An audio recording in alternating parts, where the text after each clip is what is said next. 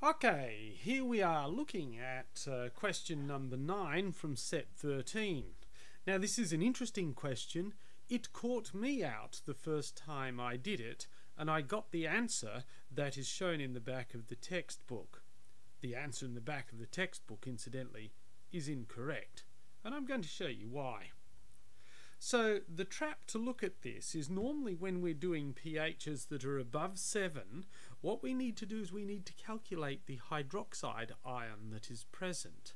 Okay, and then we can figure out by the changes in the hydroxide ion concentration, the changes in the amount of acid that must have been added towards it. We need a different strategy for those pHs above neutrality. Okay. When I first looked at this, I read the question as a swimming pool containing 2 megalitres, and I thought I was clever that I spotted that this was a capital M rather than a small m. But nonetheless, 2 megalitres, woohoo, we got that one, at a pH of 7.8, and that we needed to reduce to 7.2. We're dealing at 7, yeah, it's all right. No. It's not. It's 7.8, which means that it's alkaline, that there is more hydroxide present, and you need to do your calculations by first figuring out the concentration of hydroxide ion and how that changes, and then relating it back via an equation to the acid changes. Let's have a look at, so finally we know that we've got to reduce it to 7.2. We're asked what volume of 12 mole pool acid do we need. Let's have a look at the strategy, and I've written it out in full just prior to this so that we can see it easily. Okay, firstly, since the 7.8 and the 7.2 are both above pH, we have to find the hydroxide ion, sorry, I'm going to stick the concentration around that. No, I'm not. I'm going to stick the concentration around that. We have to find the hydroxide ion.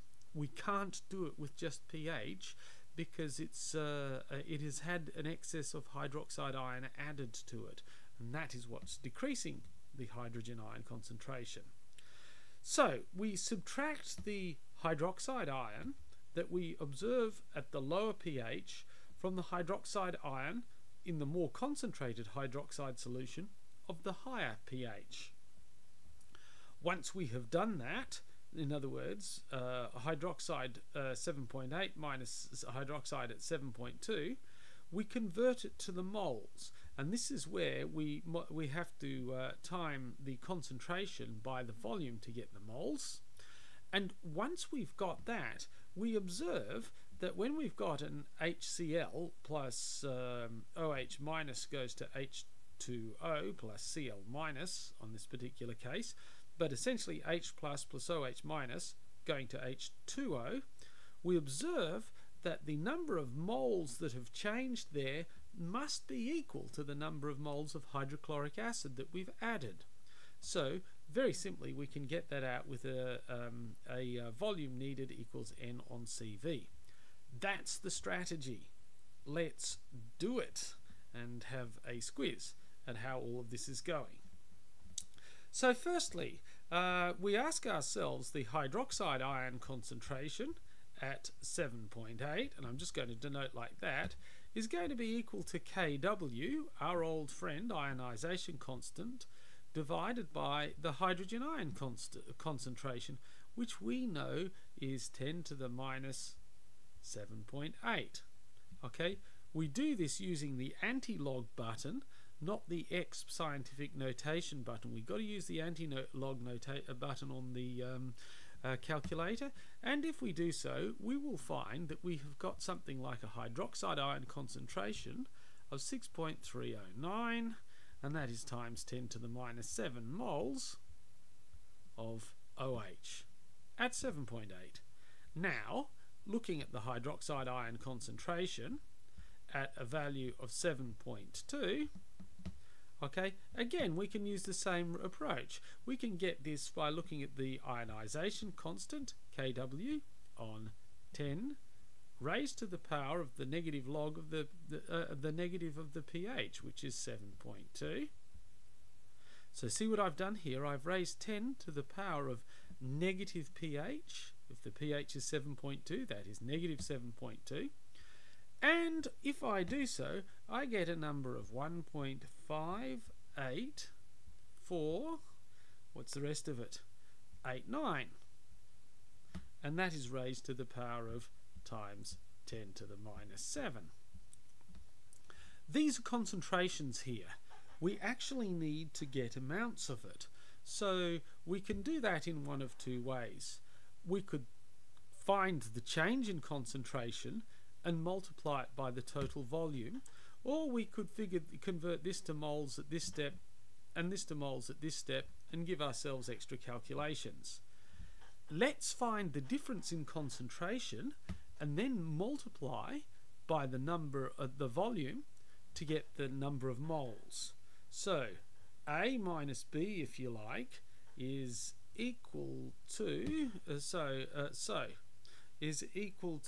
I'm just actually going to do that out for you. So we could say 6.309 times 10 raised to the minus 7, subtract 1.584 yada yada 89 times 10 to the minus 7 will give us a value in that case of, where is it? 4.72. It's an intermediate stage in a calculation, so we probably should write down all of these digits. 468 times, what was it, 10 to the minus 7? Looking good. Okay, now moles equals this one, 4.72 times 10 to the minus 7 times 2 raised to 10 to the 6. Okay, remember 2 million litres, 2.00 million litres if you like. Doesn't matter, but whatever way you do it, you'll end up with a number that looks like 9.44936, and that is times 10 to the minus 1 moles. Once you've got that number, the rest is trivial.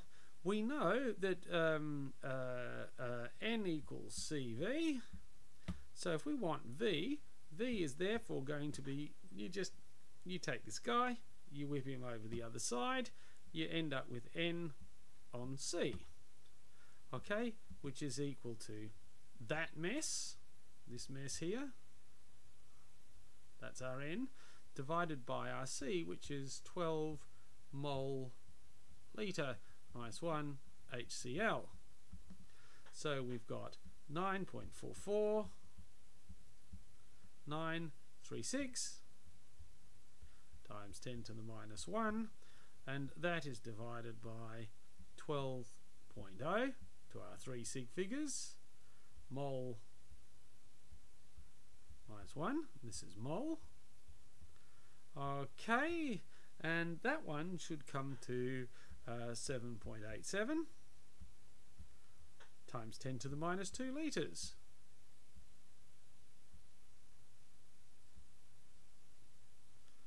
Litres, which is another way of saying 78.7 millilitres.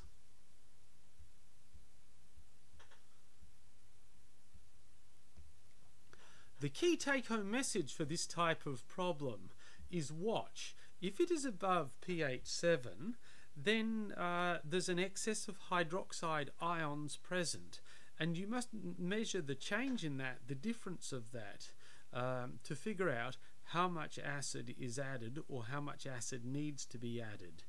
You just can't do it by calculating the concentration of acid that's of hydronium ions that's present in pH 7.8, because